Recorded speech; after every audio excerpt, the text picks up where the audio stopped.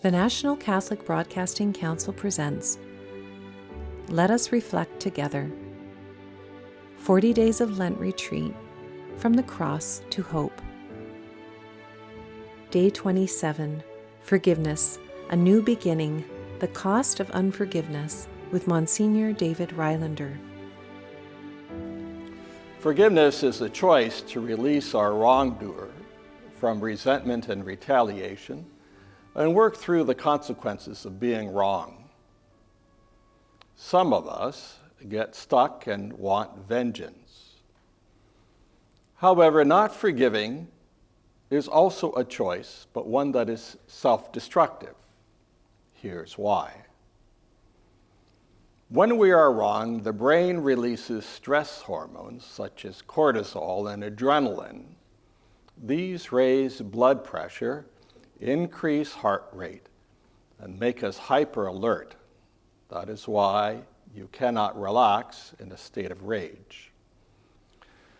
Psychological stress follows, such as feeling unsafe, lowering well-being, disturbing sleep, reducing objectivity, and increasing the likelihood of depression and anxiety.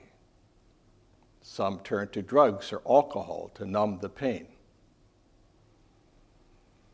There are also physiological damages that can occur. Prolonged stress may damage brain structures and increase the risk of stroke or heart attack. Excess cortisol can become toxic. Relationships also suffer. Anger and bitterness make us irritable and short-tempered, harming other relationships. We may withdraw or lose our sense of humor. Others may find it difficult to be around us, leading to isolation. Poor anger management, obsessive resentment, rumination, and uncontrolled anger undermine a healthy life, putting us into a toxic mess. Unforgiveness is maladaptive and self-defeating, besides being a spiritual dead end. Morally, it is contrary to divine law and the opposite of being the image and likeness of God. It is a choice to turn away from the good, as did Adam and Eve. There is nothing life-giving about it, but it makes a mockery of Jesus' sacrifice. How can those who choose unforgiveness ask Jesus to forgive their sins in the Lord's Prayer?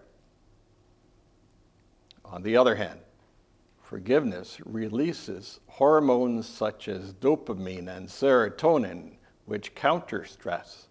Blood pressure lowers, heart rate slows, the mind becomes more objective, alertness calms, sleep improves, energy returns, and depression lifts.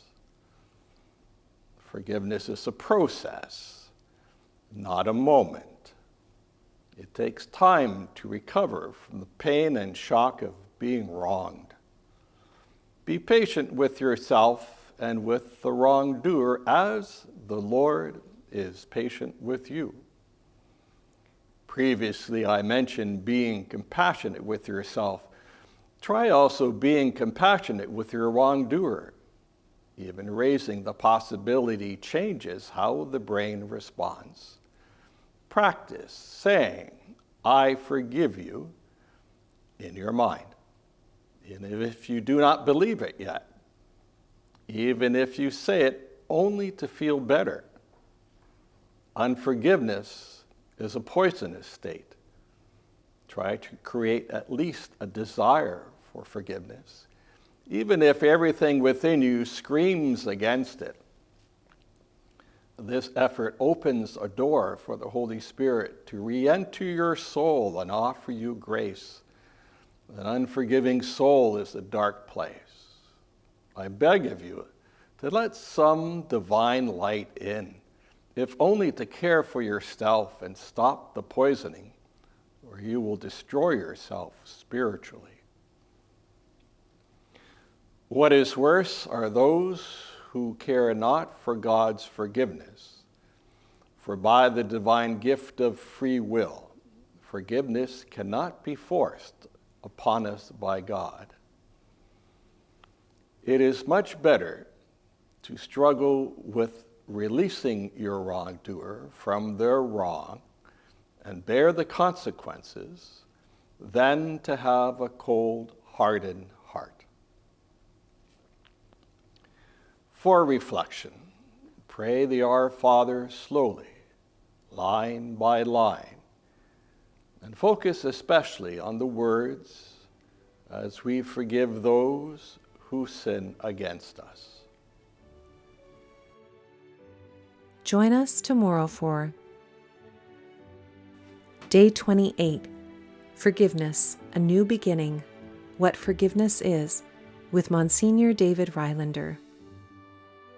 For more information, please email us at info@ncbc.ca, visit our website at dailytvmass.com, or call our office toll-free at 1-888-383-6277.